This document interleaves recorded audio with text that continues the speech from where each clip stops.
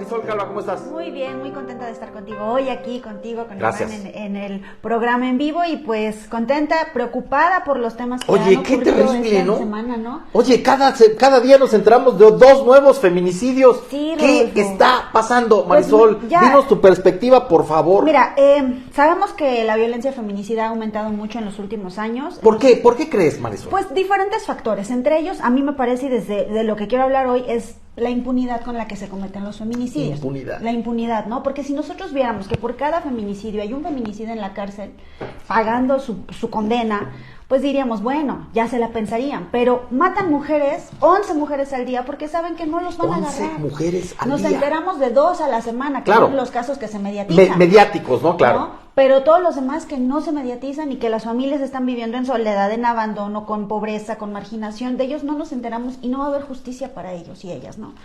Hablo de hombres y mujeres, pero en el caso concreto de los feminicidios, de todas las familias de las mujeres y las niñas que no van a tener justicia porque no se mediatizaron sus casos. Y es muy grave, yo pienso que en primer lugar tiene que ver la impunidad con la que se cometen, en segundo lugar también el aumento de esta descomposición social, la falta de una educación sin estereotipos de género, seguimos criando de forma muy machista, pero también pues todas las condiciones económicas que vienen, ¿no? Sí, es multifactorial, pero es terrible, ¿no? Pero lo que está pasando. al final sí hay una responsabilidad del Estado en hacer que esto disminuya. Mucho tiene que ver con el tema de la prevención, pero también tiene que ver con la impartición de justicia, que es algo muy grave y es algo que en esta semana se ha quedado así en tela de juicio, que es el papel de las fiscalías en la investigación. Hay un enfrentamiento ahorita directo entre la Fiscalía de Morelos con la Fiscalía de la Ciudad de México, porque en el asesinato terrible de esta jovencita Ariadna... Sí, Ariadna López. Ariadna, que apareció por ahí tirada en cerca de Tepoztlán, Morelos, pero que había ido a una reunión, de ahí desaparece y la Fiscalía de Morelos dice broncoaspiró, iba muy tomada y broncoaspiró. Claro. Y la Fiscalía de la Ciudad de México dice, no, sí tiene golpes y hay videos en donde se ve cómo la están subiendo a un coche y de ahí se la llevan. Es evidente que fue un feminicidio, claro, sí. Pero el enfrentamiento entre las autoridades, o sea, ¿en manos de quién estamos, Mari? La falta de coordinación entre fiscalías, porque esto ocurre mucho. Los cuerpos aparecen en fronteras, ¿no? Digamos, no hay fronteras como tal, pero entre estados, porque saben que no va a haber coordinación, ¿no? Que va a haber ahí como te toca a ti o te toca a ti estos límites territoriales que tanta polémica generan, por ejemplo, con temas de alumbrado y así. En estos casos, mucho más. Entonces, para empezar, ese vacío que ya encontraron quienes cometen este tipo de actos de voy y aviento como si fuera una botella de agua, un cuerpo en la carretera, y ahí en lo que investigan. Sí me parece muy importante puntualizar que las declaraciones que hizo la jefa de gobierno de la Ciudad de México, Claudia Sheinbaum, en torno a este feminicidio en concreto, empujaron para que pudiera llevarse a cabo la investigación por parte de la Fiscalía de la Ciudad de México, porque la Fiscalía de Morelos ya había dicho, oigan, aquí nomás broncoaspiró, sí se ahogó porque estaba borracha, y pues quién sabe cómo apareció aquí, ¿no? O sea, a ver, para empezar eso se llama revictimización. Así es. Porque al final no corresponde a ellos como autoridad decir de esa forma que las causas de la muerte de una víctima de feminicidio ocurrieron de tal forma cuando debe haber coordinación porque el cadáver apareció entre 2 territorios, ¿no?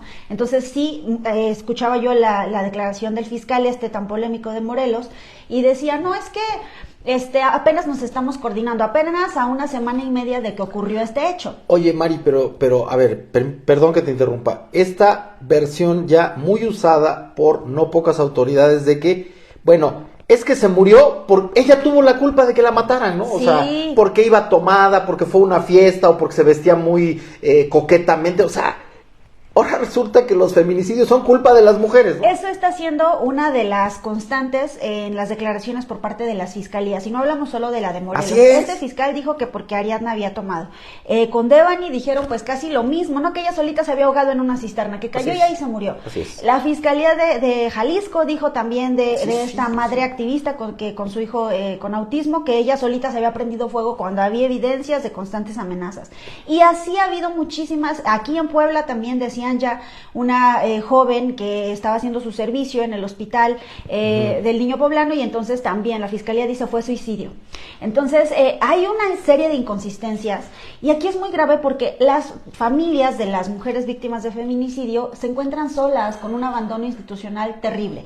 Para empezar, decir, ¿no? Hay fiscalías que ni siquiera cuentan con una unidad de género como la Fiscalía de San Luis Potosí, ni siquiera cuentan con ella. Las que ya cuentan con esta fiscalía, mucho personal ni siquiera tiene capacitación, algunos no tienen recursos, ¿no? Esto es este tema de la debilidad institucional, pero también existen otros factores como la corrupción, como la falta de certeza y de garantía a los derechos que tienen los familiares, por ejemplo, de acceder a una carpeta de investigación, aunque eso es un derecho de los familiares, se los niegan, ¿no? Entonces, ha habido casos muy polémicos como el de una madre de una joven que pues fue víctima de feminicidio en Chimalhuacán, donde la gente del Ministerio Público le dice, como su hija no fue encontrada ni encuerada ni violada, no vamos a hacer nada. Entonces, ese tipo de cuestiones, ¿no? De que ve y tú y búscala, tú ve y búscala porque aquí el policía me está ayudando en otras cosas. Entonces, es muy grave. Pues sí, pero a las madres buscadoras también las matan. Ese es el tema, ¿no? Porque el mensaje que desde abandono, las madres no van a dejar de buscar porque al final pues son sus hijas. Por supuesto. Y entonces lo que encuentran es la muerte, ¿no? Como el caso de Esmeralda Gallardo, que estuvo buscando, ella, su hija, dio con los responsables seguramente, y para callarla, entonces la mataron. Es muy importante el tema de la impunidad para combatir el feminicidio, y es algo que no se está discutiendo, ¿no? O sea, no es nada más que el moño naranja en el 25 de noviembre, que todos nos vistamos de naranja. O sea, no sirve de nada si no hay voluntad política y si no hay recursos para combatir la impunidad con la que se cometen los feminicidios hoy en día. Me parece que ahora este avance que se tiene sobre el caso de Ariadna López debe de ser un ejemplo de la forma en la que se deben conducir ahora todos los casos de feminicidio, se mediaticen o no, que tiene que ver con pues investigaciones muy puntuales, tanto científicas como periciales, ¿no? Porque es algo que no se hace, y que no el caso tenga que ser tan mediático y que escale en todas las redes sociales para que entonces todos le presten atención. O sea, que eso sea un protocolo de actuación que se siga en todos los feminicidios, y no se hace. Entonces, pues... Y que no se politice, ¿no? Que no se partidice. Exacto, pues, que no se partidice, porque, a ver, a nosotros no nos importa si la jefa de gobierno tiene una aspiración, o si el fiscal también tiene aspiraciones políticas. Ayer que lo escuchaba, dice que hasta hay calles con el nombre de su familia y no sé qué tanto. No nos interesa, o sea, lo que nos interesa es que haya una sentencia para los feminicidas de Ariadna López, en ese caso en concreto, que si sí fueron sus amigos, tengan una sentencia. No, desde luego. No nada más que, ya los agarraron y luego los sueltan. No, o sea, una sentencia y que paguen su condena. Y en todos los demás feminicidios lo mismo, que haya carpetas de investigación, que haya investigaciones, que a los familiares se les brinde la información necesaria, que no se les revictimice a las víctimas y que haya sentencias, porque eso no está ocurriendo. Hay, de acuerdo a Mexicanos contra la Corrupción, hay una tasa de impunidad en los feminicidios del 90%. 90%, o sea, 10% de los casos de feminicidios reciben sentencia. Entonces, ¿por qué hay tantos feminicidios? Pues porque hay tantos feminicidas libres, ¿no? Hay tantos feminicidas que ya no va a ser ni el primero ni el segundo. Pensemos en toda esta zona de Catepec. El Estado de México lleva 2 alertas de género declaradas, y ni así bajan los índices de feminicidio. Pero ¿dónde están todos esos feminicidas, no? Bueno, entonces, por las calles andan por ahí. Así es, ¿no? Ahora hasta les llaman monstruos, pero no, o sea, son hombres plenamente conscientes de lo que están haciendo, hombres que llevan en su haber hasta, creo que 30 feminicidios, y son asesinos seriales, feminicidas seriales. Entonces, importante el recalcar, ¿no? Ahora que vienen procesos electorales, que sea parte de las agendas de todos los partidos, candidatos y gente que aspira a llegar a estas posiciones, el combatir esta impunidad, porque así solita, con moños naranjas, eso no se va a solucionar. Oye, Mari, ¿y educación? Sí, claro, bueno. O sea, que los legisladores, aparte de estarse peleando por sus posiciones partidistas, no sé, como que se incluya ya en la educación, desde el preescolar, educación de respeto de género, ¿no? Sí. No sé, ¿ustedes qué han investigado sobre esto? Mira, es muy importante. ¿Qué pasa en otros países? ¿Por qué en Holanda o en Bélgica no hay tantos feminicidios? Es importante decir que sí existe una cultura, pues, de la igualdad, ¿no? O sea, el no decir, bueno, ahora todos vamos a ser feministas, ¿no? Que no, o sea, vaya, el feminismo no es lo contrario al machismo, ¿no? Para ponerlo ahí sobre la mesa. Sin embargo, sí es importante decir que si hubiera en los planes de estudio mayores programas sobre igualdad de género, sobre derechos humanos, porque es un tema de derechos humanos también, sobre perspectiva de género ya en otros troncos de carreras, por ejemplo como medicina, ¿no? Que sigue siendo pues una carrera donde se ejerce el estudio y las prácticas de forma muy patriarcal. Quizá empezaríamos a ver cambios. Sí es importante avanzar hacia la prevención, es un tema que se tiene que dar, pero estamos hablando a una solución a largo plazo. Ese es a largo plazo. Entonces, se tiene que dar, sin duda. Pero vemos de repente respuestas como las de padres que dicen, no, el PIN parental, yo decido qué le digo a mis hijos, eso no me lo vayan a mí a tocar, que la diversidad sexual y que los derechos de las mujeres, eso no, eso yo decido cuándo. Entonces, ese tipo de posturas frenan este tipo de avances.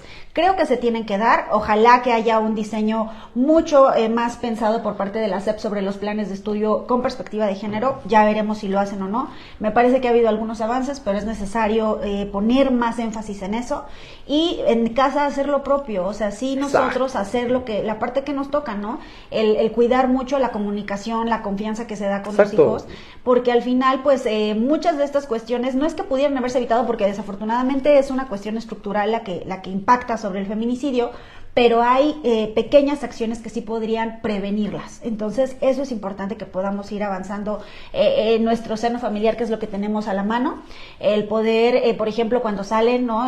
Jóvenes, los adolescentes que salen con sus amigos, amigas, decirles, oye, si vas a subirte al taxi, mándame la ubicación en lo que llegas a la casa. Ese tipo de cosas tan simples, ¿no?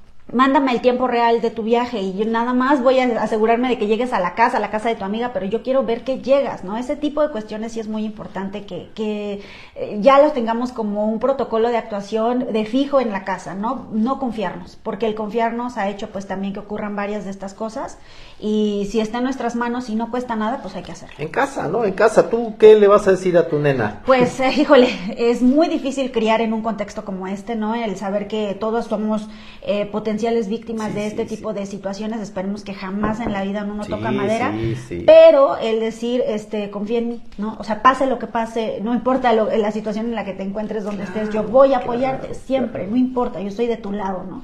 Entonces creo que esta parte sí ha fallado mucho en la comunicación. De repente pues pienso en que las mamás tienen que salir a trabajar todo el día, no están, y no es porque ellas quieran, es porque pues no alcanza. Claro, pues con qué mantienen a los hijos si no salen a trabajar, y los hijos están solos, llegan a la casa al mediodía solos, están toda la tarde solos y hasta en la noche ven a la mamá. O sea, estaba viendo, ahora en Flaxo estoy haciendo una investigación y el porcentaje de hogares que han aumentado con madres jefas de familia en 10 años ha aumentado un 22%. Eso es muchísimo, si lo pasamos a millones de familias. Son millones, claro. Entonces, a ver, las mujeres están saliendo a trabajar, ¿y quién está cuidando a los niños? Y es que no es solo responsabilidad de las mujeres, también de los hombres. No, pero pues desde luego. Pero es responsabilidad de los dos los cuidados. Entonces aquí el asumir que si a la mujer le toca salir a trabajar porque es la que encontró trabajo y la que está poniendo esta parte, que los otros cuidadores en casa también pongan de su parte, hablando también pues de los hombres, que es responsabilidad de la pareja por igual el cuidar, el criar y el garantizar que los hijos y las hijas estén bien. Es una situación bien difícil y pues ojalá que se tomen decisiones en materia de políticas públicas que beneficien a las infancias, que es lo que más preocupa en este momento, porque pues son los que están creciendo y siendo más vulnerables de este tipo de acciones, ¿no? Los feminicidios infantiles han aumentado muchísimo. También, ¿verdad? Muchísimo. Estamos, se calcula más o menos 6 feminicidios infantiles al día. Es mucho. Entonces, el problema es mayúsculo, no podemos nosotros aminorarlo y decir, bueno, ya pasó el caso de Ariadna, a ver la semana que viene el de quién sigue. No. Sí, acostumbrarnos, ¿no? Hay que empezar como sociedad, no normalizarlo, exigir resultados, acciones y sobre todo, pues que las autoridades no se hagan de la vista gorda, ¿no? No, lo que dices es fundamental, o sea, basta de impunidad, ¿no? Sí, el tema es la impunidad y ojalá que todos los que tienen responsabilidad sobre el tema tomen acción, hablando del Poder Legislativo, que llamen a cuentas a los fiscales, al fiscal, ¿no? En cada estado, que llamen a rendición de cuentas. De repente las comparecencias son un día de campo, casi le preguntan cuál es su color favorito. Son una vacilada, las comparecencias son una vacilada. Es importante que los legisladores se preparen y hagan preguntas que lleven al mejoramiento de la institución a través de pues de esta responsabilidad que tienen ellos de citar a comparecer, pero también los ejecutivos, dependen, ¿no? En buena buena medida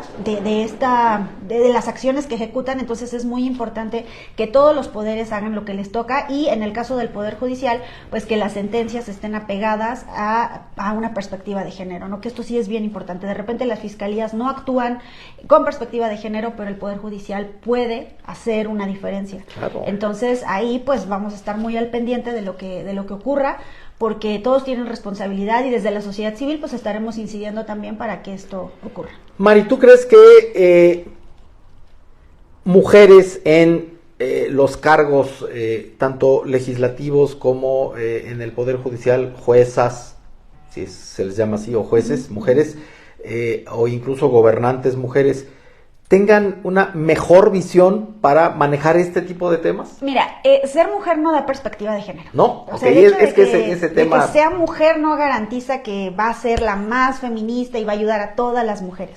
Hay mujeres que llegan al poder pues desde una ruta muy patriarcal. Correcto. ¿No?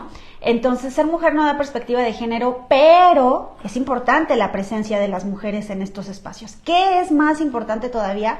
Pues que se preparen, ¿no? Exacto. Que se preparen, que tomen cursos, que contraten asesores, que se especialicen en estos temas. Si ellas no saben, que contraten a quien sí sabe, y que todas las decisiones que tomen sean apegadas a derechos humanos y a pues derechos de las mujeres, porque al final esto incide de manera diferente sobre los hombres, sí incide de forma distinta, el tema de los feminicidios, por ejemplo. Claro, entonces es importante que haya paridad, sí, pero también que las mujeres que lleguen tengan conciencia de género, porque de repente vemos una legislatura de la paridad que en lugar de votar iniciativas a favor de las mujeres, votan para que desaparezcan estancias infantiles, para que se recorten presupuestos para refugios de mujeres víctimas de violencia, para que disminuyan los recursos para la operación de las alertas de violencia de género. Y entonces, ¿de qué sirve que hubiera tantas mujeres si esto está ocurriendo, no? Es importante que estén, sí, tienen que seguir habiendo más, pero más con conciencia de género. O sea, queremos más mujeres feministas en esos espacios, porque entonces así sí estaremos viendo una feminización de la política, un cambio en la toma de decisiones. Entonces sí, o sea, hay el tema de la conciencia y la preparación.